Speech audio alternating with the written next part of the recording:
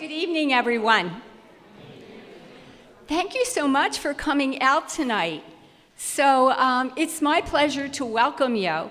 First of all, I'd like to welcome our president, Sister Carol Jean Vale, our administration, so many of them are here. We have a number of faculty. We have a great student turnout, and we have friends of our Institute for Forgiveness and Reconciliation, and you've all chosen to be here this evening. Of all the places where you could be tonight, you are here. So I first of all want to thank you for that. My name is Sister Kathy Nerney, and I direct our Institute for Forgiveness and Reconciliation here at Chestnut Hill College. Just a little aside. Yesterday, I met a man who was interviewing me, and he said, an Institute for Forgiveness and Reconciliation, I never heard of such a thing. He says, it sounds like that would be in South Africa. Yes, and he said, but when I think about it, it feels to me like there's nothing we need more in our country right now than an Institute for Forgiveness and Reconciliation. And I said, well, our administration at Chestnut Hill College thought this and envisioned it and committed our college to this 11 years ago now. So I want to thank everyone who has supported it all these years and realize that we have so much work to do, don't we? The days in which we're living are both dangerous and graced. And I think we all recognize that our beautiful world is fractured, and beautiful people are also fractured by the daily occurrence of unspeakable violence. And so by your coming tonight, you are somehow or other just, I think, tilting the scales of our world toward goodness and kindness and healing just because you showed up. So I want to thank you for that and hope that this evening's presentation will give us a deeper commitment to work on those things that can possibly harm us by first of all naming them so that we can begin to address and heal them. So this is a wonderful opportunity. And I would like to introduce one of our students who is going to introduce our speaker for this evening. So Emily Saunders is a first-year student at the college. So we don't have a polished senior who has done this many times, but Emily is a young 18-year-old from York County, Pennsylvania, who chose Chestnut Hill College because she has a passion for justice that's really rooted in her faith. And she is so looking forward to living out faith in action here. So Emily has a favorite quote that I'd like to pass on to us. It's a quote by St. Ignatius of Loyola, and this is her kind of signature statement. Ignatius said, "Go forth and set the world on fire." And so I think Emily has already begun to do that here in her short time at Chestnut Hill. And she will introduce a man who will speak to us tonight who I think is definitely on fire. So it's fitting that Emily would introduce him. So would you please welcome Emily Saunders?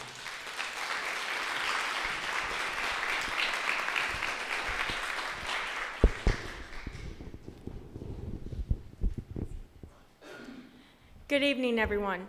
My name is Emily Saunders, and I'm happy to be here. Let me re-echo Sister Kathy's welcome to each of you who has come here tonight for this presentation, hosted by our college's Institute for Forgiveness and Reconciliation. This evening, it is my honor to present our distinguished speaker, Robert Reed, who serves as an executive Deputy Attorney General in the Office of Pennsylvania Attorney General Josh Shapiro. In Rob's critical role, he oversees the Special Initiatives section of this office, focusing on urgent concerns such as the opioid crisis, gun violence, civil rights, hate crimes, sex abuse, elder abuse, cyberbullying, and campus safety. In 2010, Rob Reed was appointed Executive Assistant Attorney General responsible for expanding the office's vision of criminal justice from relying solely on prosecution to include violence prevention, prisoner reentry, and community outreach. Over the course of Mr. Reed's 40-year career, he has investigated and prosecuted a wide range of cases, including violent drug organizations, homicides, and civil rights corruption, and complex white-collar crimes. It's more than clear that Rob comes to us this evening with vast experience and even more passionate commitment to help heal the wrongs he has been addressing and for which he works tirelessly to find more solutions for all people, victims, offenders, and our community as a whole. Please join me in extending a warm welcome to Rob Reed, whose presentation this evening will explore with us a fundamental yet critical question. Do you wonder, is there a root cause of addiction, self-harm, suicide, crime, and violence? We are eager to listen and learn. Mr. Reed, welcome.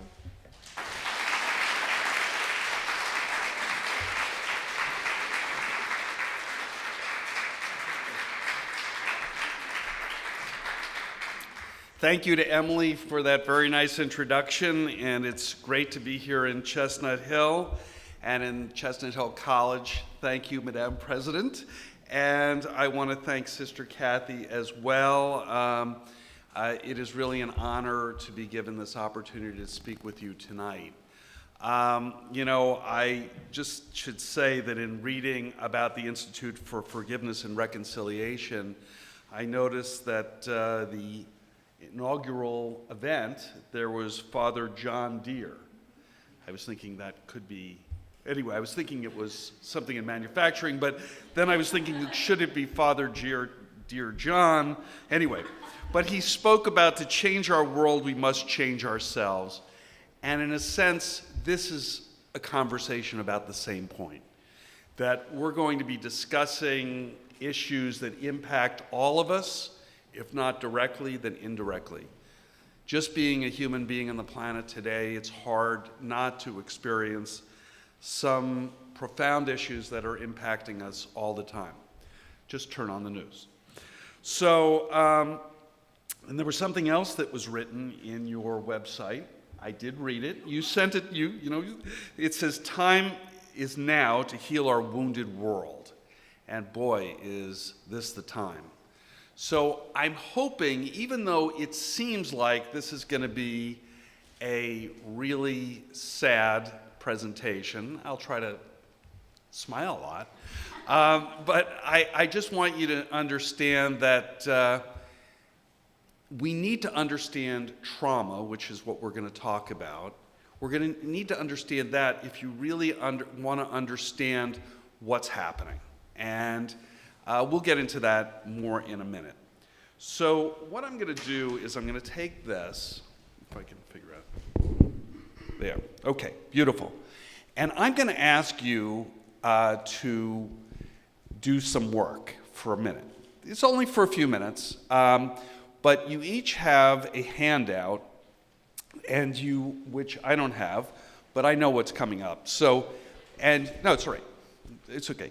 So, and the first thing is, I want you to look to the person to your left or right and get a buddy. This is your buddy, your permanent buddy for the night. And I want you, as a matter of fact, there's 4 people here. 1, 2, 3, 4, 5, okay.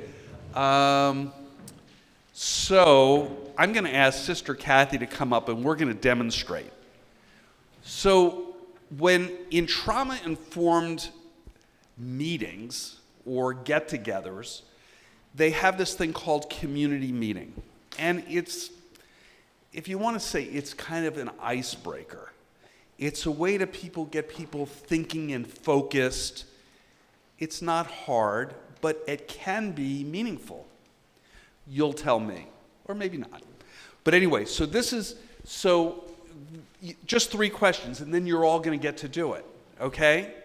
So, who am I? Hi, I'm Rob. Hi, Rob. How are you? It's Nice to meet you, Rob. great. Okay.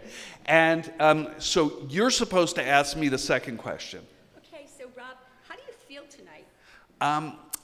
I miss out on having that chocolate cake earlier, but I'm very excited to be here and talking to this beautiful group of people. Yeah. And do I answer the question too? No, not yet. Okay. And then the third one. Okay. So Rob, what are your goals for this evening? That's a good question. Who came up with that question? So I would say my goals are to give everyone here a basic understanding of what trauma is, what trauma-informed care is, the neuroscience that supports it, and to see how we can really strengthen ourselves and find hope so that we can heal ourselves and move forward in a positive way. Okay? So those are the answers. Now, probably they were too long, but anyway, what I want you to do, and you can now do it yourself, I want everyone to turn to their partner, and I want you to do those 3 questions, and then when you've done the 3 questions, go back and do the other 3, and the other person does it. So everyone gets to do community meeting.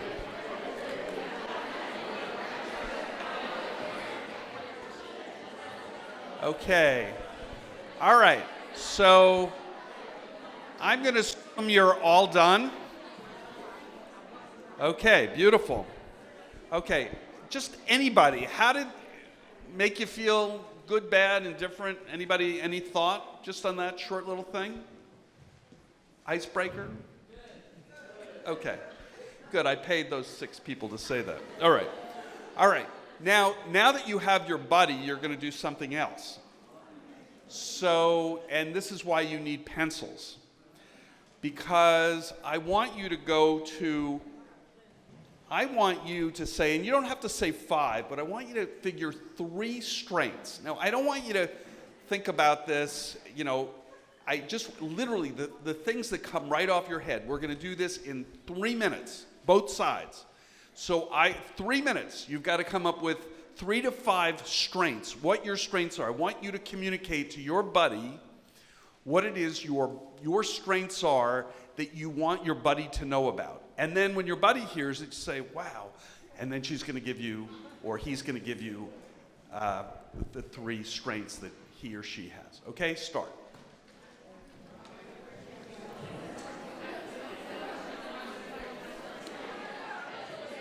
Okay. All right. So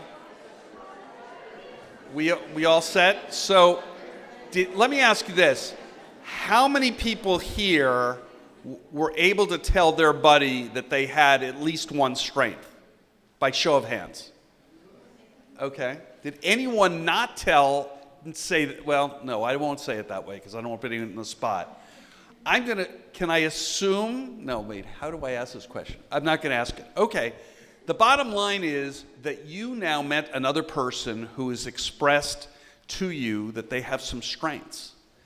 And so for the rest of tonight, you're going to remember and you're going to leave because you just wrote it down that person has strengths. And you're going to say, Rob, I didn't realize that you are good with dogs. I'm not saying I am, I just made that up. All right, so the bottom line is that's really important because everyone has strengths. And no matter where you find that person, anywhere in the world, everyone has strengths. And it's a key fundamental thing as we move forward. All right, next thing. Also, you can use your pencil for this. So this is called a personal safety plan. Some of what I'm going to talk about tonight is sad and in some respects disturbing. Before I get into it, I will just say, as a way of caution, there's no snake is going to jump out of the screen. There's not going to be a lion who's going to jump out of a window. But, I'm going to show some images, and I'm going to show some statistics, and we're going to talk about things, and it could raise issues for you. That's okay, because we're talking about serious stuff. So, in the trauma-informed world, they talk about having a safety plan. What do you do when you're stressed? It could be, like I met some students today who had some exams. You're feeling, adrenaline's going, but you're feeling, oh my God. And I certainly felt that, believe me, I felt that. I can't remember that I felt it, but I think I felt it. So what do you do when you're stressed? What do you feel when you're not feeling yourself? What do you feel if you're feeling, maybe I'm getting depressed, or I am depressed? What do you feel? What do you do if you're anxious? What do you do to bring yourself up, or just kind of calm down? So what a personal safety plan seeks to do is to have something that you can go to, that you know about, that is you can do. So for me, I find it took me a long time to do this right, but it's deep breathing. Just because a lot of times when I get really, we'll say uptight, I start breathing up here rather than from my belly, and so I take a series of really long breaths. For me, that's helpful. Now, ideally, if I really feeling stressed, I could go exercise. I could go swim or something like that. But you're not necessarily going to have a swimming pool around.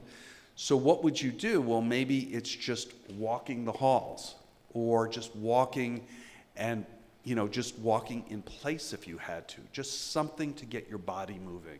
This is what I would do, or I do. And the other is, frankly, music helps calm me down. Music is something for me that's very good. So I want you to write down the 3 things that you will use today and forever. Okay, maybe forever is a little long, but at least for tonight. What are the things you will do if tonight something bothers you? Something's unsettling, you're feeling a little stressed. Why don't you write that down? Give you 2 minutes to do that. Looks like everyone's looking up. Well, while you're still, for those of you still writing things down, I will say this. Again, nothing here is intended to make anyone upset, but it could, some of the images may, just, you've seen it on TV or elsewhere, and, it's disturbing. If you need to leave, close your eyes, whatever, that's fine. Do whatever you need to do, because one of the basics for understanding trauma is safety, being in a safe place. I want this to be a safe place, because it's a place where, let's say there's 75 people here, this is a place where everyone has strengths. And I suspect that those strengths are really positive. So that's a really good thing. And I suspect, too, that, people have kind of talked about how they're feeling a little bit, and you're here, so you want to learn. And so, as we'll talk later, your brain is right now up in your neocortex up here, and you're actually ready to learn. But you may not be in this part of your brain the whole time, so that's why you have a safety plan. I will just tell you this, just before I really get to the presentation. I've worked in the criminal justice system for almost 40 years, and I saw horrible tragedies, just terrible tragedies. And I worked on cases involving gun violence and murder and rape and sexual assault and drug addiction, drug abuse, horrible, horrible things day in, day out. In Washington, and then this part of the state of Pennsylvania, the southeast part of Pennsylvania. And I concluded, and in 2010, when I started learning about the stuff I'm talking about tonight, that the criminal justice system is really just not competent. It's not capable of handling some of the issues that we deal with every day. As a matter of fact, so much stuff has been forced in the criminal justice system that where police are not prepared, prosecutors aren't prepared, judges are not trained or prepared to handle those cases. We need to change our system. We need to change it in a fundamental way. I would say in a trauma-informed way. And so the bottom line is we have people who are suffering from mental illness who are in prison now. I will admit I prosecuted some of them, and there was no place to send them except they committed a crime, but they should have gone and gotten help. They should have gotten some assistance either through some kind of antidepressant or something like that. They should have gotten some help, but they didn't. There are many people in our prisons who are suffering from addiction or some kind of substance abuse. They are in jail. That we should have appropriate treatment facilities to help people who are suffering from addiction. And we should have treatment centers that are not only focused on addiction services, but mental health services. So this is really critical. And so my moment of, enlightenment, if you want, my aha moment came when I really started learning about what you'll see. And so you'll be on a little bit of a journey with me, which is understanding this world of trauma and how to deal with it. So I'm going to skip that, and this is a happy. Any reaction to this? Anybody have a reaction to seeing? Oh, I forgot I have this clicker. Anyone have a reaction to seeing this? 1,000 people have now died, most of them in China. We'll come back to this. We'll talk about this a little later. So we're going to go through a few statistics here. U.S. has the 4th highest stress level of any country in the world. I don't know how they came up with that statistic, but it sounds bad. The Centers for Disease Control and Prevention said only 1 in 6 U.S. adults are considered to be in a state of optimal mental health. So let's see, that's 83% who are not. And then, these are just images of kids. And we know that there's all sorts of teenage stress, and we hear about it all the time. And it may be getting into college, it may be peer pressure at school, issues they have with their parents, homework, love life, grades, relationships. So, what is trauma? Well, I didn't make these definitions up. First definition is an intense event that threatens the safety or security of an individual. Now, I am using this definition to talk about events that affect all of us, that we all learn about, we all see, and it impacts almost everybody in one way or another. Now, some people, it affects less than others, but it affects us all. And so as we go through this, think about how you feel, because this is a feeling presentation.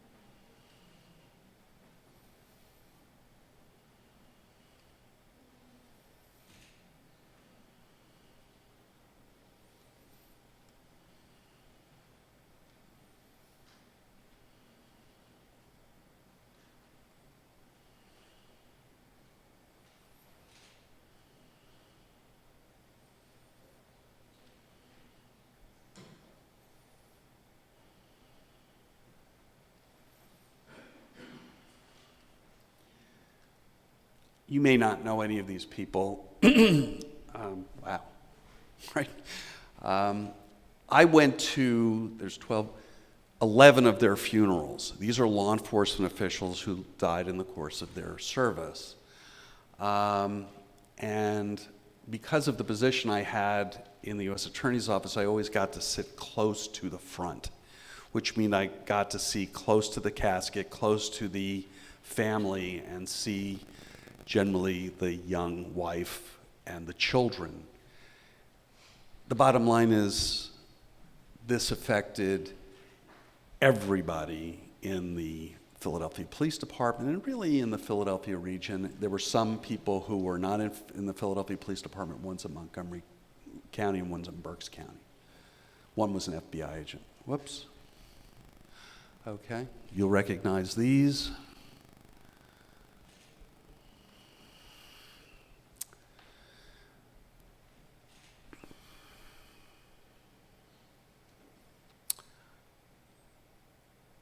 Whatever your view on any of this, the bottom line here is that this, unless you were living in a cave, it affected almost everybody in America. And then, in addition to you, there's your family. And now there's a lot of young people here, but you have brothers and sisters. You're in school, they may or may not be. You may have children or grandchildren who are in school. Well, these are more areas that we could call people who've experienced trauma.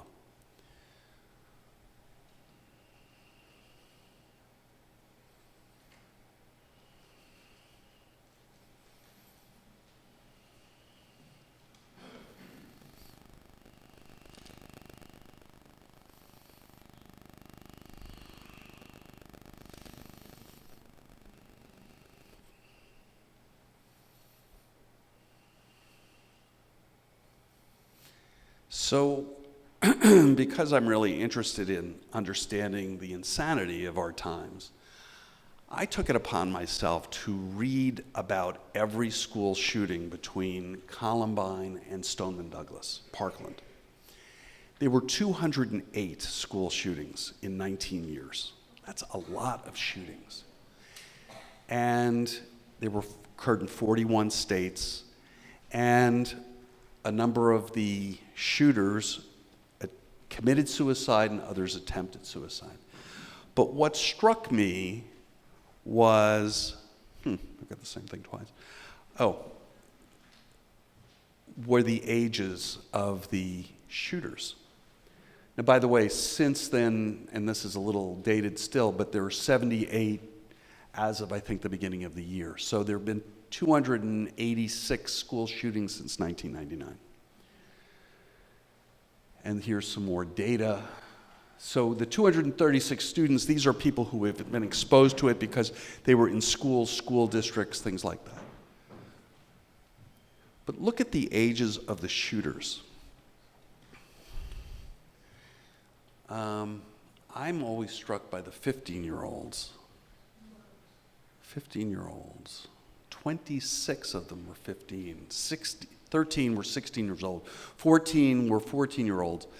What would motivate somebody who is that age to bring a gun into a school, and think about all the steps that would take, to pick up a gun, put it in your backpack, take it to school, and then take it out and then shoot a student or a teacher?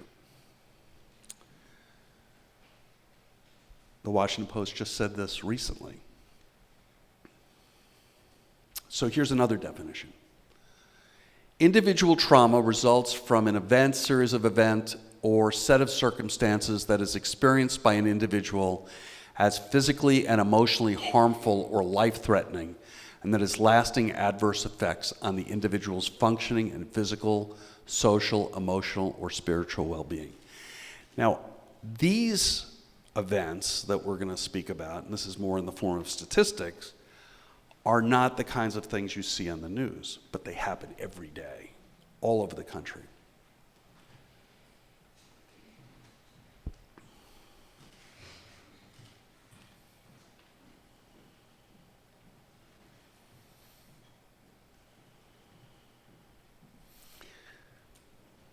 47,173 suicides in the United States in 2017. And you look at the suicide attempts. Suicide rates among children ages 10 to 17 increased 70% from 2006 through 2016. And then there was a whole, when I was in the Department of Justice, they released this report, the Attorney General's National Task Force on Children Exposed to Violence, called Defending Childhood, and it talked about these statistics and the trauma that results just by being exposed to trauma. Just by being exposed to a shooting or something, violent. And then, of course, we're in the midst of an opioid epidemic. And yes, the numbers are coming down, which is a good thing. But in 2018, even though they've come down a lot, 4,491 people died in Pennsylvania. And 2 weeks ago, I went to a funeral of a friend of our family's son who was 33 years old from an overdose. And while this is 2016, all but 2 counties in Pennsylvania, there's 67 of them, suffered high rates of overdose deaths. Philadelphia having the most, but Cambria County, which you may not have even heard of, had 94, which was a higher percentage per capita than Philadelphia. So the traumatic situations can be physical or sexual abuse, abandonment, neglect, death or loss of a loved one, life-threatening illness in a caregiver, witnessing violence, domestic violence, serious injuries and accidents, bullying, and incarceration. Anyone have any thoughts? That's a lot, but anyone have any reaction to any of that? You can just sit with it. Yes? What do you think causes? I'm sorry? What do you think causes the increase in suicide other than what you? Well, I think we're going to get to that. So I think that's what we're going to get to in a few minutes. I'm not sure you're going to be satisfied with the answer, but I think we're going to get there. Oh, I keep forgetting I have this thing. Okay. And the one thing that trauma effects can affect everybody. So a child who is born with HIV, my wife worked in New York Hospital, she's here, worked at Cornell Medical Center and worked in the pediatric AIDS unit in the 80s and 90s, and she worked with little babies who were born HIV. Now, they can't talk, but that is a traumatic injury, which we don't even know how to quantify because they're not even verbal. But it covers the lifespan, and it includes elders as well. So we have to ask ourselves, what's a public health crisis? And so was cigarette smoking, for those of you old enough to remember, back if you look at the movies before the last 30 years, 25 years, everyone smoked. Anybody think that cigarette smoking became a public health crisis? Yeah. I think that's correct, and it took a tremendous amount of effort, including getting over the lying corporations that were selling everybody, including kids, cigarettes to get them addicted. And fortunately, in 2019, cigarette smoking among adults reached an all-time low. That is a success story. Even though now there's vaping, and the Attorney General's office, of which I'm a part, is suing the Juul manufacturers. But in any event, so we're starting it all over again because they're not revealing, or at least the allegation is they're not revealing what is the content of nicotine in these cigarettes that they're selling. And seatbelts. A lot of people, you may not recall, the younger people here, but when I was a kid and I got in a car, bless you, when you got in the car, you didn't have to wear a seatbelt. Now, Click it or ticket. Is that it? Is that the saying? I remember that. Wow. So they're now saying that between 1960 and 2012, they saved 329,715 lives. Wow. We're back to this. Would you say that this is a public health crisis? Right. And there have been 42,000 people infected worldwide, mostly in China. Over 1,000 people have died so far. I think 100 people died yesterday, more than 100. So the question is trauma a public health crisis? Well, don't answer that yet. We're going to talk about something called the Adverse Childhood Experiences Study. Now, if you've heard it before, well, you're going to hear it again. And this is considered the most important public health study ever. I didn't say that. I didn't take a poll. I'm just told that that's true. But when you hear what it says, you may conclude that's true. Oh, let me just go back before I tell you. This is not about you. You're going to make this about you, but I'm telling you, this isn't about you. Let me explain what this was about. I went too fast. So there were two doctors, Dr. Vincent Felitti. He was with Kaiser Permanente, a company in Southern California, and Robert Anda with the CDC. And they decided to do a study for a variety of reasons, but essentially they wanted to find out why were certain things happening to people? And to see whether there were any behavioral or medical, long-term physical health impacts of being exposed to certain, we'll call it adverse childhood events prior to the age of 18. So they asked a group of 17,500 people. These were generally middle-class people employed who, many had been college educated, and I believe at least 2/3 of them were white. So this was, they wanted to find out what's happened to these people, what's going on with these people. So they asked them 10 questions. And again, this isn't about you. These are probabilities. This doesn't mean that this is you. You're going to think you're going to add it up and say that. But anyway, there's 10 questions. And I'm going to go through the 10 questions. But the bottom line is that people actually being given the test were supposed to write yes or no for each one. And then at the end, they total them up. It went from 0 to 10. So they asked, prior to the age of, or when you were 18 years or younger, were you maltreated? In that, were you physically abused? Were you sexually abused? Were you emotionally abused? Were you physically neglected? Were you emotionally neglected? So that would be, if you answered 0, you would be 0. If you had 2, whatever. And then in the home you lived in, did anyone suffer from a mental illness? Did anyone suffer from substance abuse? Did you witness, or was anyone the victim of domestic violence? Did you lose a parent to separation, divorce? I would ask death. And the last one is, was anyone incarcerated? Anyone went to prison? And then again, 1 for each one. So the most you could get is 10, and the least you could get is 0. So what they did was they then asked each of the people who took this test what was going on in their life.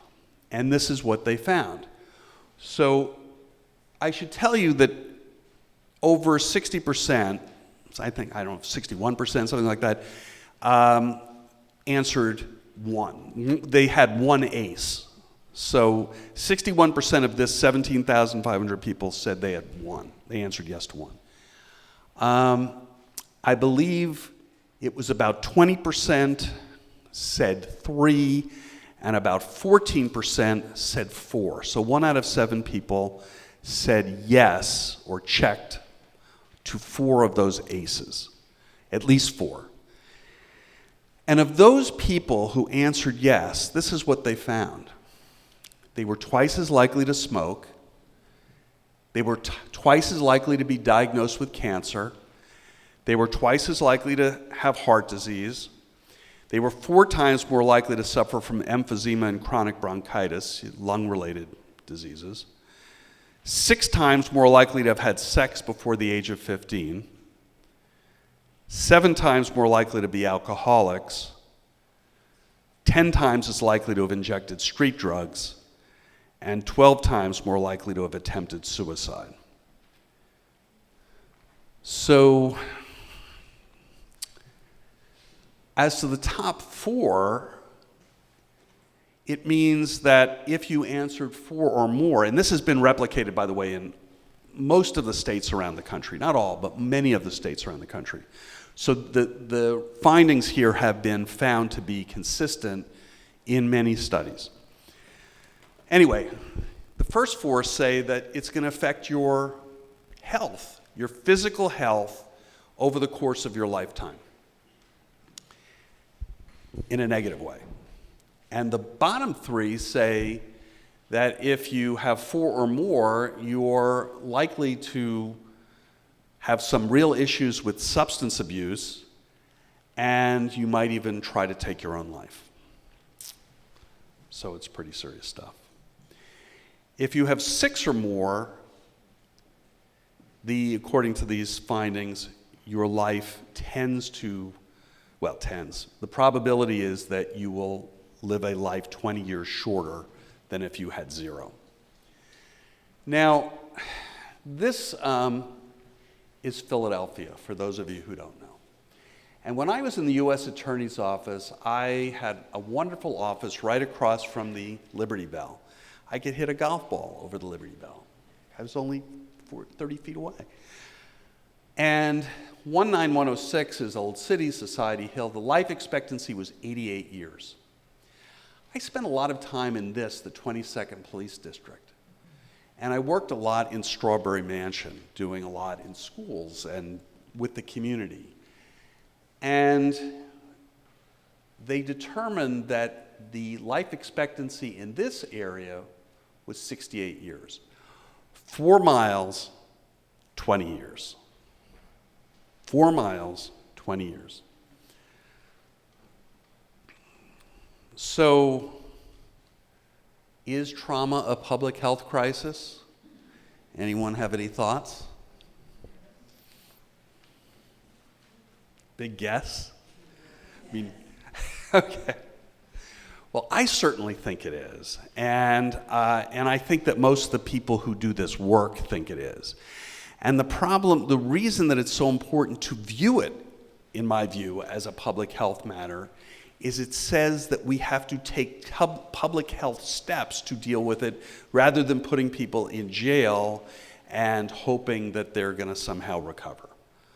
We need to provide resources and programming and treatments to actually help people recover from trauma, rather than incarcerating them and whatever they might get behind bars.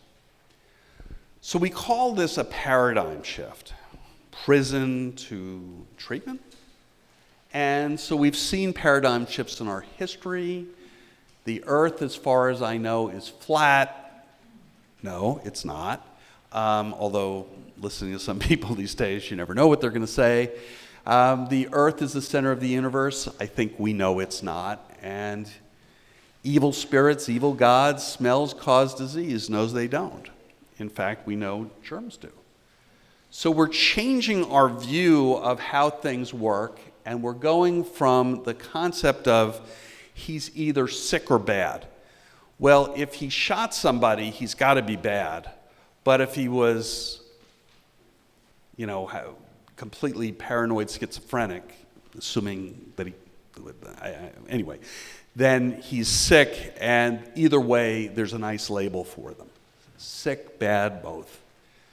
So trauma-informed, the whole theory here says, we're going to wipe that out. It's not about being sick or bad, it's about being injured. Because if you've had those kinds of ACEs, first of all, you probably didn't deserve it. You probably didn't cause it. It probably happened as a result of your life. I mean, sometimes maybe you contributed to it, but the bottom line is, if you were abused as a child, you didn't really have the ability to say, hey, Dad, put that whip down. It's bothering me. And if you're sexually abused, it's pretty tough to tell the perpetrator, excuse me, I got to go out and play stickball today. The bottom line is you don't really have control over that. But the impact of that is that the child is injured, and the child needs recovery, needs to recover, the child needs healing. And the bottom line is we need to all share in the responsibility of helping that child recover. So we changed the mental models to injured. So if you're physically ill, we say, okay, well, you didn't, if you got that coronavirus, nobody would say you're bad. You might say you're sick with that physical illness, and if it caused long-term problems, you might say it caused some kind of long-lasting injury. But the bottom line is all of these things involve some level of injury. And so that's why this is a major public health issue. So in the trauma world, what they say is, it's not what's wrong with you. And how often when there's any kind of bad thing that happens, we say, what's wrong with that person? How could that person do that? How horrible that he would do that? Look, it's instinctive. I mean, I do it too. It's like, why would that person do that? Why would they do it? I now know not to say what's wrong with that person, because I now ask, what happened to that person? What happened in that kid's, or that person, a person could be adult, what happened in that person's life to do this? Now, because of my background, I've done a lot of stuff with terrorism. I was in the FBI headquarters for 2 weeks after 9/11, and I still keep my hand in working with various things in domestic terrorism, international terrorism.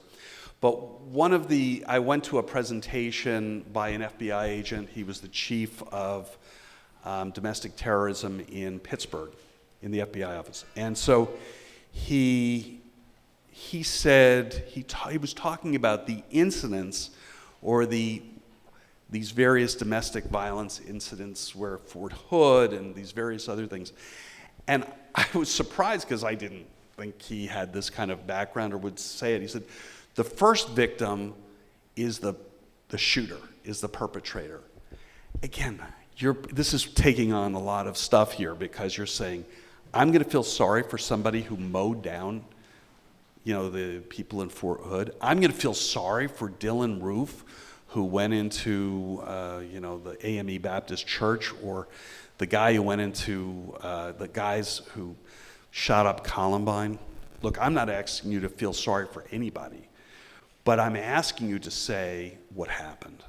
Why would someone pick up a gun, go in a school with bombs, grenades, whatever? Why would they do that? And so that's the question we're asking, because so many people have backgrounds that we know nothing about. We make assumptions. So let me go. I'm going to just have you look at a video. This is, and then I'll go back. So you're gonna see a video of a guy named Shannon Robinson. I met him. He was a lifer in Graterford.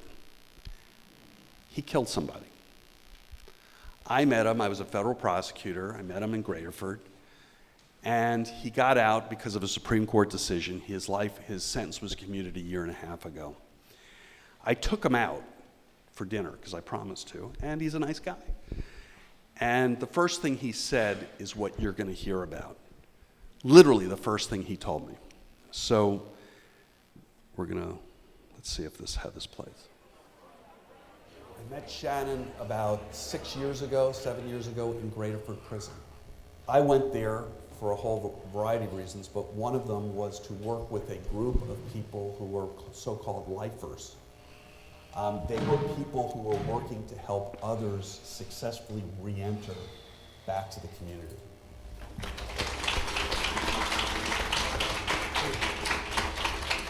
Well, I don't know how to follow up Rob. Rob always give me, he does the thing to me.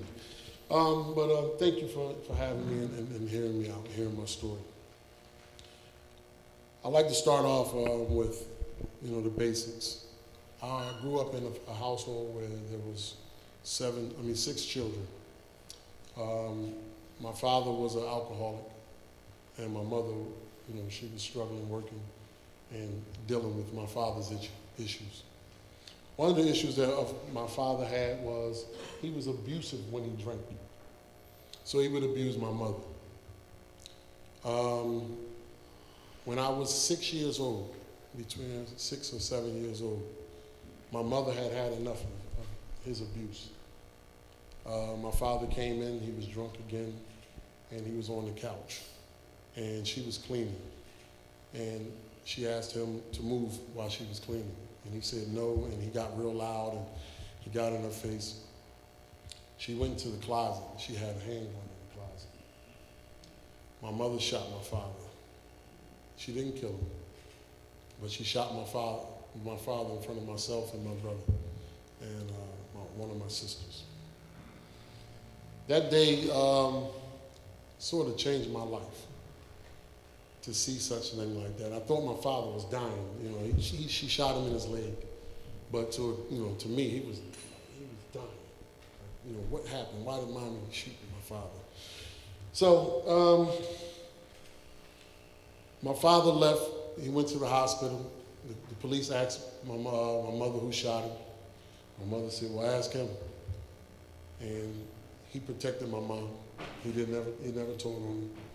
He said he was shot coming home from work. Of course, the police knew that was a sack of bull. But the thing about it was, from that day, I didn't see my father. That was, again, I was maybe 6. I didn't see my father again until I was 15. So that takes me here. Well, I was going to school in Strawberry Mansion, first year of 7th grade.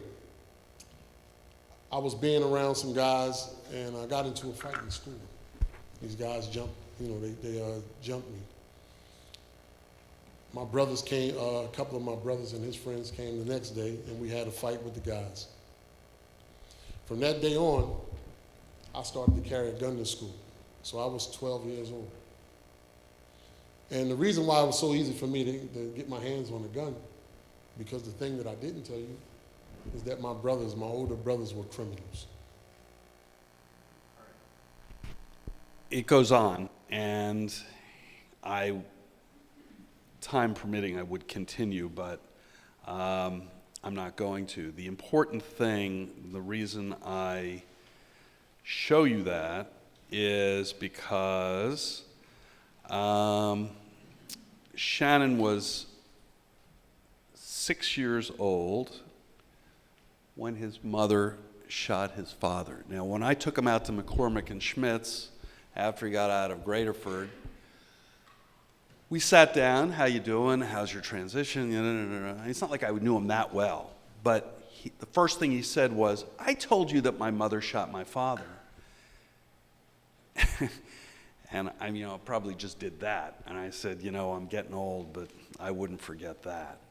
And for the next 2 hours, he proceeded to tell me every detail of his life. So, did he commit homicide? Yes, he did. And am I excusing it? I'm not. But the bottom line is, if you want to know why a 12-year-old boy would bring a gun to school, and you want to know why he ended up going in the trajectory he did, well, you've got to begin with seeing his mother shoot his father when he was 6, and seeing his mother beaten repeatedly by his father, domestic violence. So Shannon is not alone this is a Pennsylvania Youth Survey, and I'm going to go through this very quickly. These were statistics that were accumulated by people in high school, and it showed that more than 3 in 10 students felt depressed or sad most days. 1 in 4 felt life is not worth it. 1 in 7, they indicated harming themselves. 1 in 6 considered suicide, and 1 in 8 went so far as to create a suicide plan. These are our students. These are people in Pennsylvania. And here, let me just skip to this. So there's this program in Pennsylvania called Safe to Say. It was created right after the Parkland shooting. And it was a response to the people killed. And they said, we've got to do something to protect our students. So the legislature came up with this idea that they were going to create this website. And everybody in Pennsylvania in high school and middle school and elementary school, I think, has been trained, including students, that if something bad happens, you call this hotline. And the idea was to do this so if they feel someone's got a gun or threatening to use a gun in school, they would call. In fact, in the first year, there were 40,382 tips. By the way, the website is, the phone line comes into the Pennsylvania Attorney General's office. So Attorney General Josh Shapiro gave this press conference, and he said most of the tips have been about mental health, not school violence, as many had originally expected. Actually, they're all about mental health. That's my point. I would go further. I think they're all about mental health. But the top 5 calls coming in are bullying and cyberbullying, cutting, self-harm, suicide ideation, drug use, distribution, and depression and anxiety. And as you'll see, this relates to trauma too. All right. And it's all over the state. So it's not like, it's not just Philadelphia, as a matter of fact. Montgomery County had 1,500, we're right on the edge of Montgomery County, 1,590 calls came in, and it's all over the state. Juveniles in the juvenile justice system. 80% of juveniles in the juvenile justice system report experiencing trauma. And I could, believe me, if I spoke in the State Correctional Institution at Phoenix a week and a half ago, to 200 people about this. I had all these statistics about what it's like for people in prison. But I don't have that now. Whoops, what's happening here? Okay, and I don't know why this is, something's happening.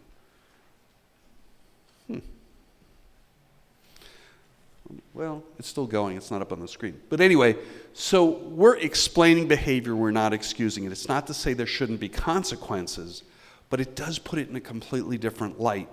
And if we're looking at why this is happening and what happened to the people who were doing this, then maybe we need to do more to help stop it and to provide treatment, support, facilities, etc., healing.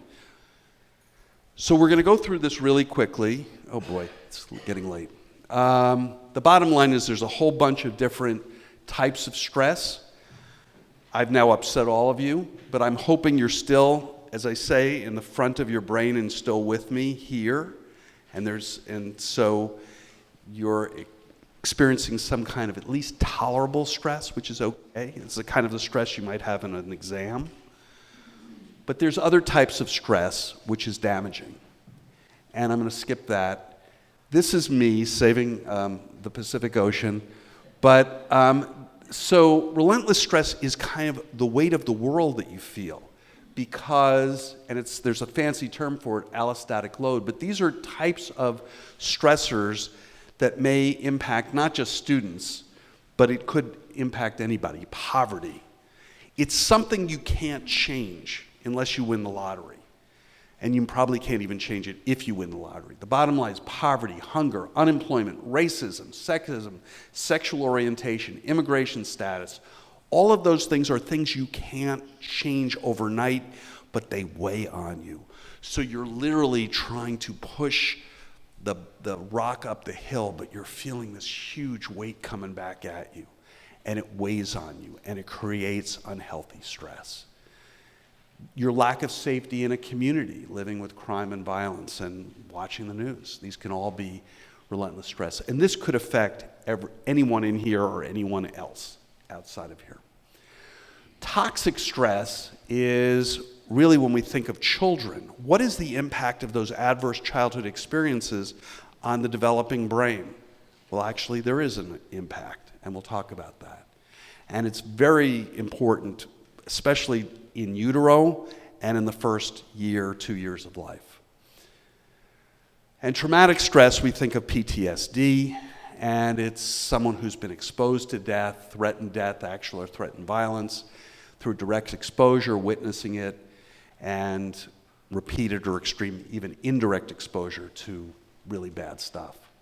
And so what this causes, you've heard about it before, fight, flight, and freeze, and your brain is overwhelmed, your stuff is happening in your body, you have no control over it, your brain is not working the right way because you're dealing with all this chemical stuff going around your brain, which we'll talk about, and so you're unable to integrate any of the stuff that you're able to do now, even though you might be a little bit emotional seeing this. So post-traumatic stress is life is unpredictable, incomprehensible, not manageable, no longer has meaning, and is a shattered sense of coherence. And so there's this thing called chronic hyperarousal. Now I'm going to talk about that because that's a really important concept. You'll have flashbacks. Many people have flashbacks. So a Vietnam vet comes back from, I'm still in Vietnam, Iraqi or Afghanistan war, a veteran comes back and they hear a backfire and they think it's a gunshot and they hit the deck. There are certain things that this keep recurring. That's an example of PTSD. Some people just feel dead or numb. That can be an example of, or another symptom of PTSD. So these are the symptoms. You're on edge, you're easily triggered, you're shut down, depressed, avoidance of people, places, things. All right. So, if you didn't believe me up until now, we're going to talk about neuroscience. So get your pens and pencils out. I'm just kidding. I find this the most fun thing that I've learned because I knew I had a brain, or at least I thought I did. I hoped I did. So that's an example of a brain. And the one thing I will just tell you about your brain is I did not do a scan, but I'm told that a typical adult brain has 84 billion neurons. Now, if you'd like, I can count them before you leave tonight. That's a lot of neurons. Think of all that stuff that's like sticking in your head. And there's these other cells, glial cells, so there's like 500 billion cells. That's a lot of stuff. So think of how complex that is. That's the reason I have that. And then these things called synapses, which is these spaces between the cells, and they do all sorts of million things. The bottom line is your brain is working all the time, and your brain is working so fast right now that you can't even, when you talk about 2.5 quadrillion neuronal brain cell interactions, I can't even pronounce it. So the bottom line is, a lot's happening in your brain every second, every billionth of a second. And it happened to be that I read in the New York Times, this guy, Bruce McEwen, he died on January 2nd, found stress can alter the brain. Wow, because I was talking about that and I didn't even know he was the one who came up with it in 1964. So this is your brain, and I'm going to give you a little anatomy lesson, understanding that I never took anatomy ever.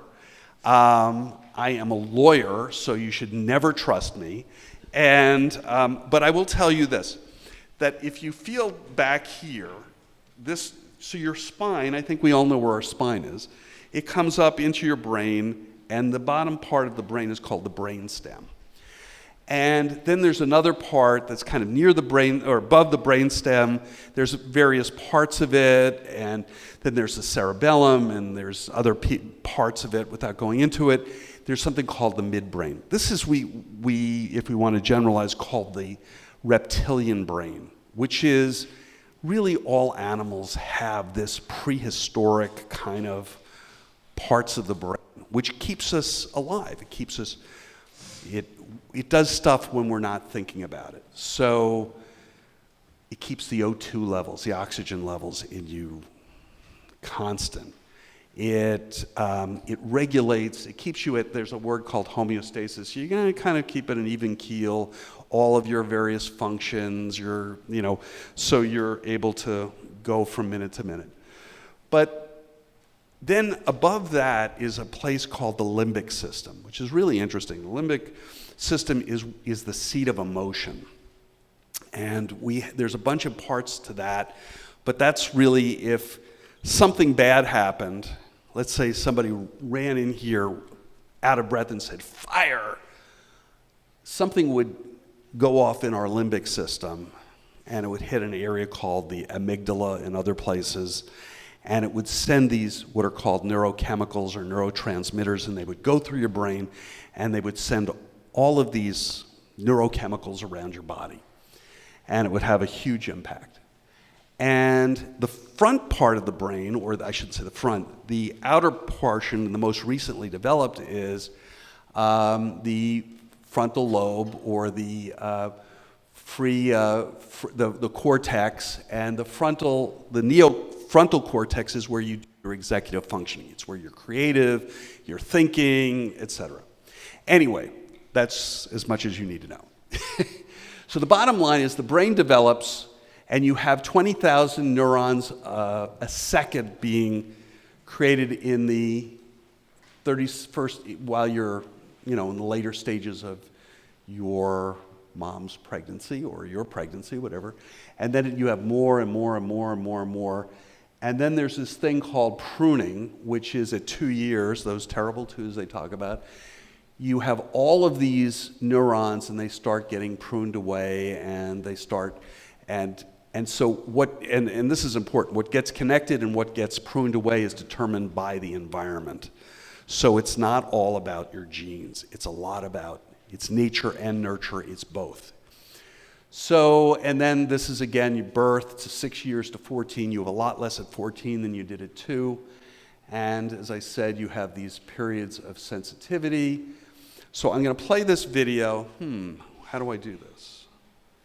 Babies this young are extremely responsive to the emotions and the reactivity and the social interaction that they get from the world around them. This is something that we started studying 30, 40 years ago, when people didn't think that infants could engage in social interaction. In the still face experiment, what the mother did was she sits down and she's playing with her baby, who's about a year of age. I'm like a girl. Oh. And she gives a greeting to the baby gives a greeting back to her. Yeah. This baby starts pointing at different places in the world, and the mother's trying to engage her and play with her. They're working to coordinate their emotions and their intentions, what they want to do in the world. And that's really what the baby is used to. And then we ask the mother to not respond to the baby. The baby very quickly picks up on this. And then she uses all of her abilities to try and get the mother back. She smiles at the mother. She points because she's used to the mother looking where she points. The baby puts both hands up in front of her and says, "What's happening here?" She makes that screechy sound at the mother, like, "Come on, why aren't we doing this?" Even in this 2 minutes, when they don't get the normal reaction, they react with negative emotions, they turn away, they feel the stress of it, they actually may lose control of their posture because of the stress that they're experiencing. Okay. I'm here. And what are you doing? Oh, yes. Oh, what a big girl. It's a little like the good, the bad, and the ugly. The good is that normal stuff that goes on, that we all do with our kids. The bad is when something bad happens, but the infant can overcome it. After all, when you stop the still face, the mother and the baby start to play again. The ugly is when you don't give the child any chance to get back to the good. There's no reparation, and they're stuck in that really ugly situation. So when you think of toxic stress or you think of ACEs, okay, and then you think of one of the ACEs was emotional neglect, 2 minutes caused that child's reaction. What if it was 20 minutes? What if it was 2 hours or 2 days? What if it was a child that was just never really kind of ignored all the time? What is the impact on that child? So the good thing is we now have all this neuroscience and all of these wonderful PET scans and MRIs and things like that, which help us see inside the brain. So again, knowing that I'm a lawyer, I will just tell you if it's lit up, it's good. That's the scientific analysis I'm going to give you. So you can see a depressed brain is not lit up and a non-depressed one is too. But this is and you have this in the slides that I gave you. This is, and that's weird. I think that's good if you look back. So hopefully you see the one on the right is substantially smaller, a little thinner, and there's bigger, we'll say it, black spots in it. And they all have meaning as to what's going on there. But without getting into that, the bottom line is this one on the right is an actual PET scan of a Romanian orphan taken in the late 1990s. And it showed this Romanian orphan was 3 years old, living in a crib with all of these other orphans in Romania, one after another in a row, where the only human interaction was getting fed 3 times a day. No cuddling, no hugs, no watching TV. There was no human interaction. And so as a result of that child's brain just did not develop. That's called toxic stress. If you want to see it, there it is. That's a pretty searing example. Now, the nice thing is that brains can heal because they're plastic. That's the word they use. And if you give them nurturing and support and you develop positive relationships, then there would be therapy. But the bottom line is this child needs a lot of help. So this is another example of taking a look at that same child. Again, the one on the left is normal, quote normal, and the one on the right, you can see the black areas where the temporal lobes are not lit up. And I should tell you that if you've ever looked at an Alzheimer's PET scan, which I have, my father had Alzheimer's, it looks just like that, where the brain is just kind of, I hate to say it, dead, but it's just not firing, it's not functioning. And here's another one where the prefrontal cortex, where it's normal, and then one that's stressed. In other words, our brains react to trauma. That's huge. And so when we talk about toxic stress, it's smaller brain, developmental delays, chronic hyperarousal, which we're just I'm going to skip this. That's a wonderful, fun thing to talk about, but we don't have time. So if we all said, well, Rob, you've talked enough, shut up. Let's go out into the woods, and we're out there in the woods and right out here, and we go into a park and we see this bear. I don't know about you, I'm just going to have a heart attack and die. But hopefully that's not going to be what's going to happen to you. Some of you, because of being younger and in really good shape, are going to say, I can outrun this old bear.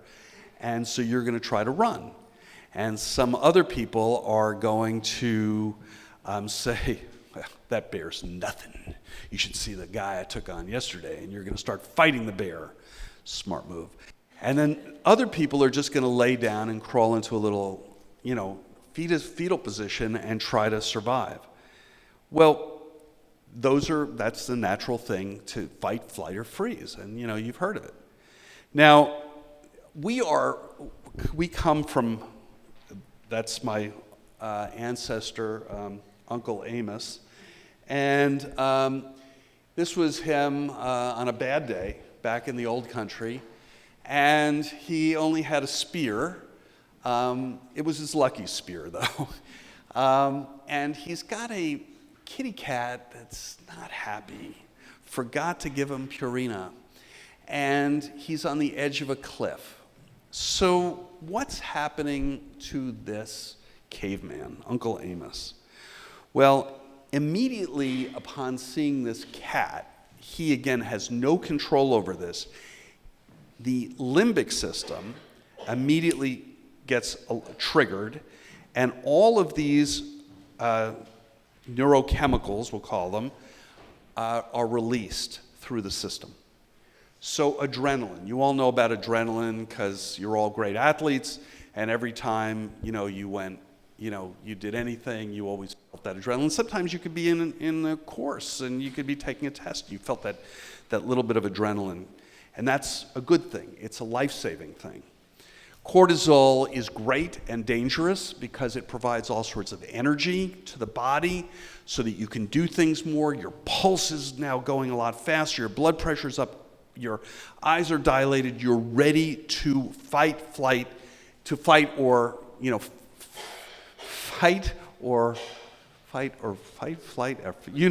whatever. Not freeze, that doesn't, that's, you want to calm down. But the bottom line is, the beta endorphins, you may not know this, but in your body you have, at various locations, this natural occurring morphine, or like substance. It's an opioid in your body, and it helps reduce pain. So you have all of these things going off instantaneously. And that has an impact to give you the ability that you can maybe escape, maybe you can fight, whatever. You may be able to survive. Now, some people are naturally gifted and they can take on the, okay. That's as far as it gets. So again, the brain's response, you see the amygdala. This is this part of the limbic system. Oh, shoot. What did I just do? Oh, my God. Okay. The amygdala is right here. I'm sorry. Yeah. Amygdala is, yeah. And then this is called the hippocampus, which deals with memory. The bottom line is when you are triggered by seeing your bear or you're seeing your, saber-toothed tiger, this happens in a millisecond, twice as fast as it gets to your brain. So in other words, you're feeling it, you're reacting to it before you're thinking about it. And you can't think about it. As a matter of fact, your brain almost, I can't say it shuts down, it's not working at optimal. You are in a different place because you're trying to survive. And so this just kind of says what I just said. The amygdala and all this other stuff in the limbic system, you are reacting and you're feeling this, and your neurochemicals are going off in half the time that you are able to start thinking. And it affects your entire body. So I will say this, that now our predators are no longer saber-toothed tigers. This was the shooter in Stoneman Douglas or Parkland. So for many of our kids, they're deathly afraid of seeing someone like that with a 9mm or whatever gun he had, going, walking around to school. But the bottom line is, if you even heard that this is not a practice, this is real, all of those neurochemicals are going to go. All right. So let's talk about chronic hyperarousal, because this is really important. So you heard early on that with the 4 ACEs, all of a sudden you have long-term health problems, emotional problems. Why is that? Well, because what happens is that if you are, if again, somebody ran in here and said, fire, there's a fire, it's real, we would probably run out that door, or he'd say, oh wait, no, it's not a fire, that was just TV. We'd be mad at that person, but instantly we might go up here, those neurochemicals would go up. We'd go from baseline to up here very quickly. And then if, let's say, a minute later he said, oh, sorry, false alarm, we might be mad, but we're going to come back to whatever our baseline is pretty quickly. But if it's real, you're going to go from here to here, again, in 1/12 of a second, whatever that is. You're going to go up here, and then let's say, you see a shooting, you see your mom being abused, you see something happen in your life that's really bad, you see somebody overdosing, whatever causes you to, or you're being totally neglected by your parents, whatever it is that's causing you to have a reaction, you're up here. Most people will come back down at some point. It might take them a little longer than others. But chronic hyperarousal is when you don't come back down. It's when you live up here. So for many people, the Shannon Robinsons of the world, they lived up here. Many of the people who live in areas that have chronic violence, or their neighborhoods are dangerous, or they're living in very dangerous family situations, where again, mother's being beaten by the father, there's sexual abuse, there's various things happening around that person, they are going to be living up here. Not everybody, obviously, some people are more resilient than others, but many people will live up here. And if you live up here, your neurochemicals are shooting out. And again, cortisol and adrenaline are great in short doses, because that's what they were intended for, but they're not intended to be part of your everyday experience. But neurochemicals that continue in your body all the time, they will kill you. And that's why we see earlier death, we see heart disease, lung disease, we see cancer, and then we see people trying to deal with it. And so what do? They smoke marijuana. They smoke crack. Again, I'm not saying they should do it, but part of the reason that people do that is to make themselves feel less horrible. And that's also the reason a lot of people end up going into using other drugs as well. So I'm going to skip that, effects of trauma. I'm going to say this in 2 seconds because I'm running somewhat down in time. There's something called secondary or vicarious trauma. I know in speaking with Sister Kathy earlier, a lot of people here are interested in going to criminal justice. Maybe you're going into healthcare, maybe whatever you're doing. People who work with people, let me say that again, people who work with people who are experiencing trauma or suffering from trauma can experience something called secondary or vicarious trauma. So if you're working in an emergency room and you're seeing bad stuff every night, that can take its toll. My daughter worked in a school where the place was not trauma-informed, let's just say that, and the kids were out of the control, the whole facility was out of control. It had a huge impact. The bottom line is the impact of that is you could have symptoms that mimic that of post-traumatic stress. And so these are types of people who might experience it. It could be educators if you're working with people and you're trying to, sometimes having a kind and open heart is wonderful if you're taking care of yourself. But if you're not, you can suffer vicarious trauma. And so you have to really take care of yourself. I have this it's a long story, but the bottom line is this is the Pulse nightclub where there were 49 people, I think, shot on the floor of a dance floor in Orlando. I was with the police chief of the Orlando Police Department who investigated it, and he said the hard thing for the police, as hard as it is to see 49 people laying dead on a hard, cold dance floor, concrete dance floor, is hearing their cell phones going off. And that was the thing that triggered many of them and caused problems. So, again, I'm going to go through this quickly because I could spend a lot of time on this. Is there a relationship between trauma and addiction? And the answer, well, the National Child Traumatic Stress Network says a person will begin using substances after they experience trauma 76% of the time. 3 out of every 4 times. That's what that organization said. I didn't believe it. I'm not normally a naysayer, but I just thought that was high. So what I did was I called these pain specialists and addiction specialists around the country and I said, you believe these National Child Stress people said 76% of people using substances will experience, after they experience trauma, they said, oh, that's low. It's well over 90%. So most people who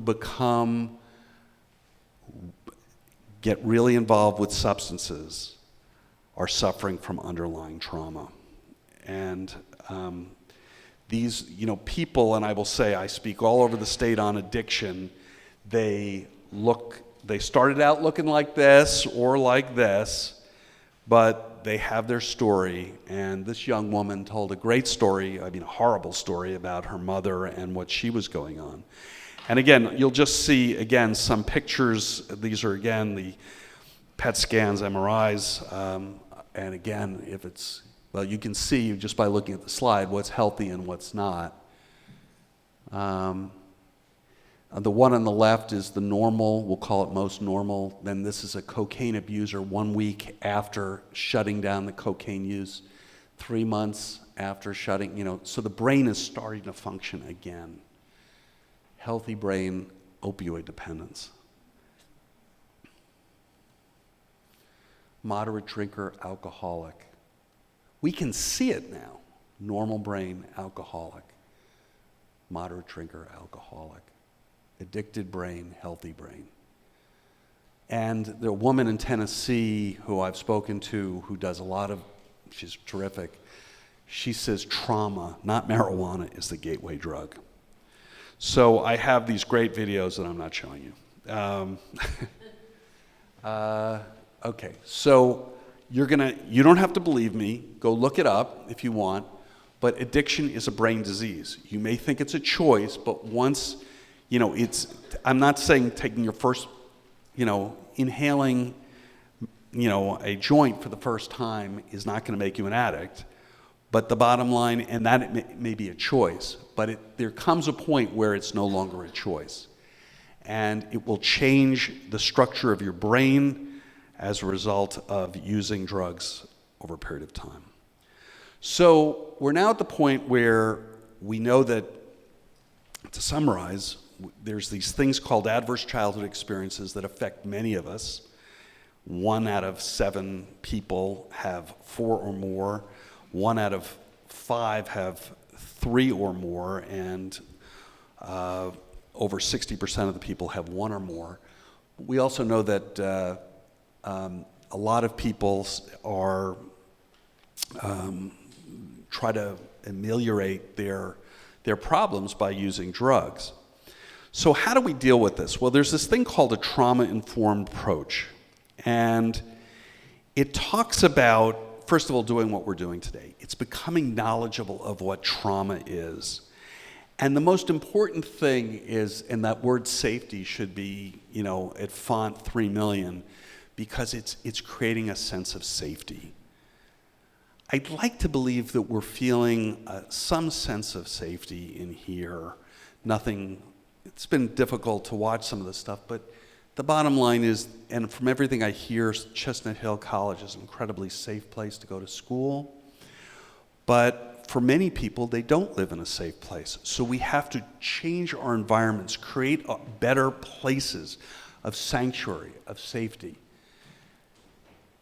And a trauma-informed approach, you're learning the science, if we want to call it that, the humanity of empathy. You're taking into account the suffering and pain that everyone experiences.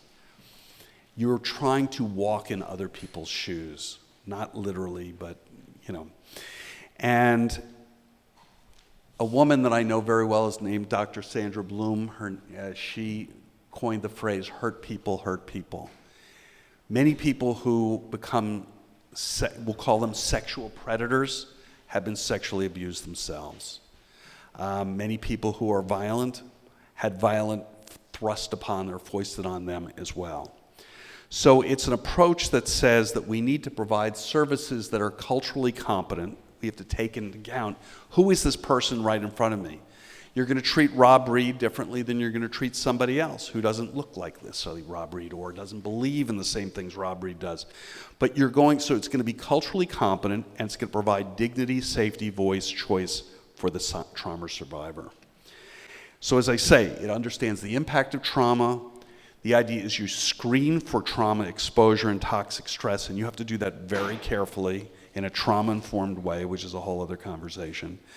You talk about how can we mitigate the impact of stress and trauma. You provide the appropriate trauma-informed treatment services, and you provide connection and empathy. So I did put that in a large font. The bottom line is we do not live in a safe society right now. We turn on the news and it's disturbing.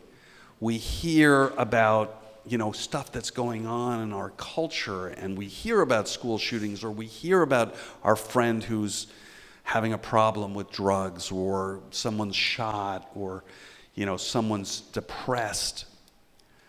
We have to do much better job at creating a safe environment.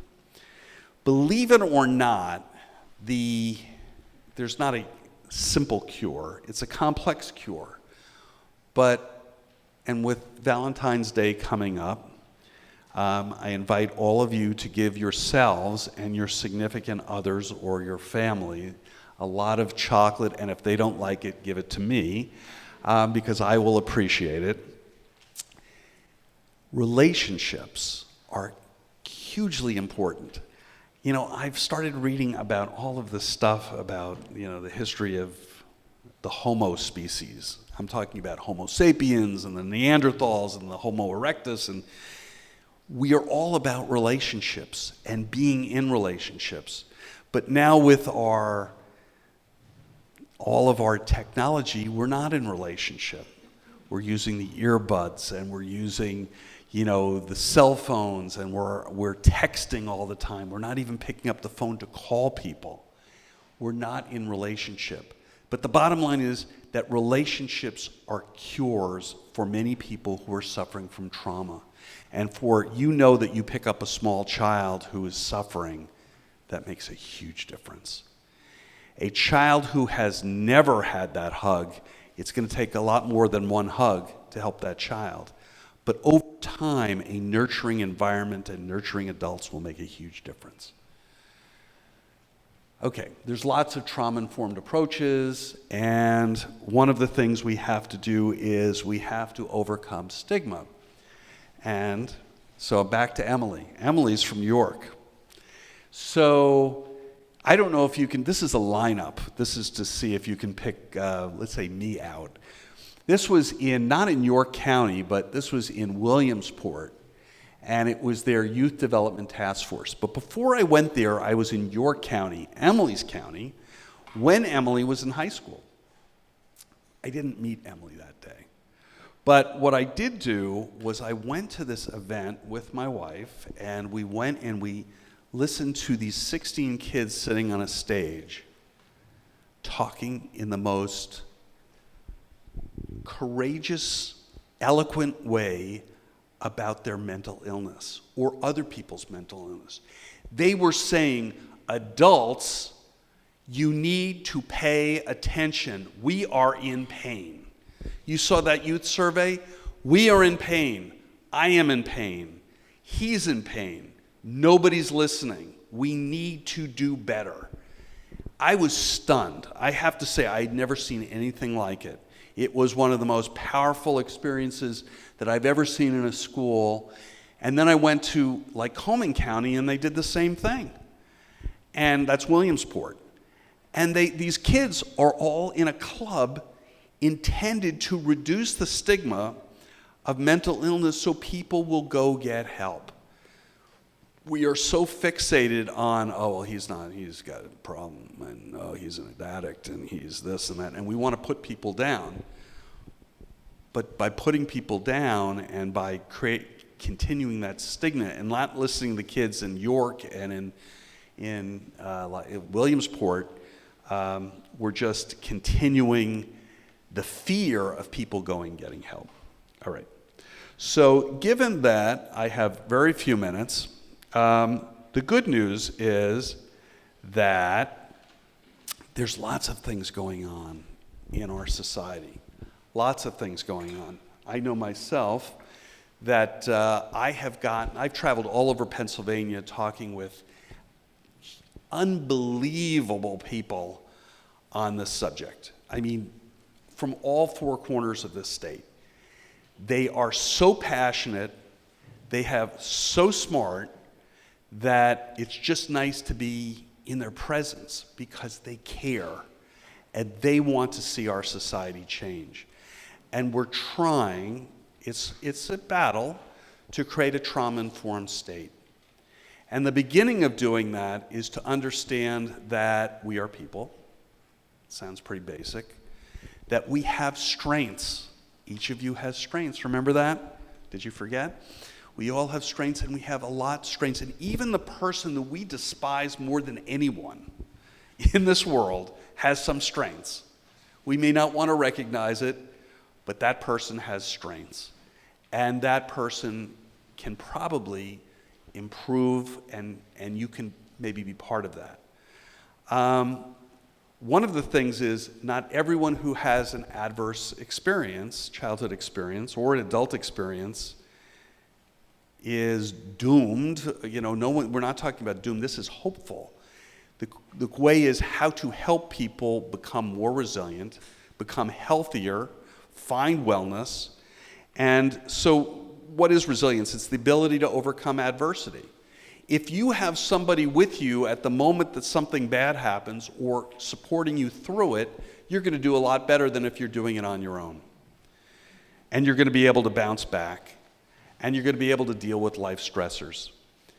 And again, whatever this gobbledygook means, it just means that we need to come together. And to say, you know, we need to be a village, well, that sounds pretty cliche-ish. The bottom line is we need to form,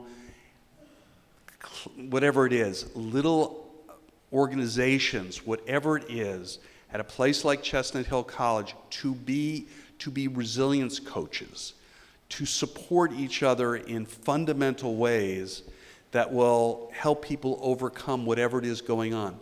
It may be that you've got a big exam tomorrow, but it also may be that your grandmother died 4 days before, or your grandmother's in the hospital and it really is weighing on you. Well, you need to feel like you can go talk to somebody and share that and not be ridiculed for the fact that that's a very human thing. And to get somebody to listen to you with empathy can make all the difference. I mean, this is, duh. I mean, I'm listening to this guy tell me that, but it's really, really important.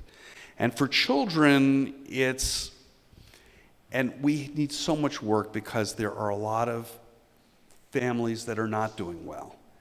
But we need to provide greater supports for families that are not doing well.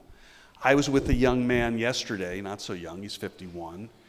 He spent 32 years in state prison, and both of his parents were heroin addicts. And he also shot a man and got a life sentence and was commuted because he was a juvenile. But the bottom line is that he did not have the kinds of supports that somebody else might have had. I think I had more support. I certainly had more support than that. My parents were not suffering from addiction or heroin addiction. So we need to figure out, how do we help a child like that whose family is suffering in that way, so that that child does not go into a life where he uses violence. There's also something called positive youth development, and this is a whole big thing, and there's some geniuses in the trauma world who focus on, you know, resilience, spirituality, creating belief in the future, all this stuff. You know, there's all of these techniques now that we have that if we can get people to listen and really start thinking about their own trajectories, the trajectory of people that they know who've been struggling or challenged or suffering, we can help children and adults do much better. Understanding the connection is the most important coping strategy. One thing that you should just know is there's something called positive childhood experiences, which are kind of the opposite of the adverse childhood experiences. They're looking at to see if you have certain positive things in your childhood, can they counteract the negative, the adverse? And I'm going to skip that. And Dr. Ken Ginsburg says, young people will be more resilient if the important adults in their lives believe in them unconditionally and hold them to high expectations. So we're all about wellness. There's lots of different types of wellness. You can enhance wellness by, obviously it's easy to say, exercise and diet, because I should tell you that sometimes if you have high levels of cortisol, you'll really love those sweets, which means I must have a lot of cortisol. But the bottom line is that you should, I mean, it's easy for me to say you should do anything. We need to overcome the stigma so people can get the kind of emotional support they need. I will just say that there's a whole bunch of trauma-informed programs that are going on. I'm just going to run through them. Here are youth courts, which is not yet trauma-informed, but we're working on it. And Kathy Smith, who's here, who I've known for years, we brought youth courts into school to try to reduce violence in school, to try to find a restorative justice effort to lower the temperature.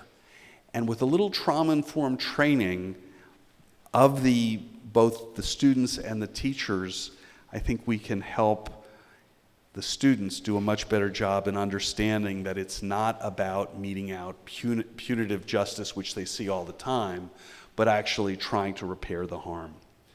So I'm going to skip that. This is a statement for police. I say this to law enforcement that, when you go into a home, you don't want to re-traumatize somebody. And so if you come for somebody and you're going to arrest that person, well, don't cause more damage when you're there. And so we're doing a lot of work with law enforcement around the state to try to get police to be more understanding, empathic, that there are children in homes, that they actually have to treat them with respect and dignity and care and to try to provide them support. So, I'm almost done here. I think we are in an unprecedented healthcare crisis, and I think you saw from all those statistics that we are. The ACEs that you heard of, those adverse childhood experiences, can have a long-term emotional and physical impact on a person's entire life. It doesn't discriminate based on race, religion, whatever. So it can affect anybody. It can actually, ACEs can change the brain, but you can heal. But positive, healthy relationships are essential for everyone. And I would say for us as a society, and something I'm working on every day, is to reduce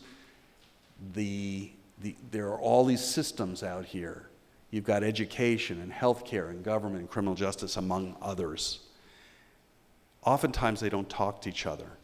But if we can sit down at the same table, which is what we're trying to create in Pennsylvania, and we can talk in a trauma-informed language that we all understand, and we understand that as public servants, which I am, and many other people who are in the service industry, we are here to serve you. We are here to make people's lives better and happier and more hopeful. And I really do believe that we are in the beginning of a movement that is going to change where we are, this dark place, because I think so many people are demanding to find answers to those critical questions of why. Why did this person do this? Why did this happen? Well, oftentimes it's because of what happened in your life. And I think if we can come together in a really fundamental way to really learn what empathy is and what love is and really care about each other, I think we can really turn things around. So thank you very much.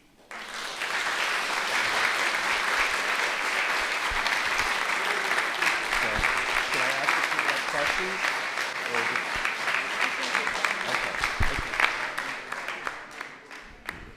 So let me thank Rob Reed in the name of all of us. And we're not going to take questions tonight just because of the time. But in Rob's return in March, it's going to be a lot of interaction and more and practical kind of applications for all of us. So bring all this thinking back and we'll have lots of time to see. So what do we do with all this, right? Okay, so thank you so much for coming out. And once again, let's thank Rob.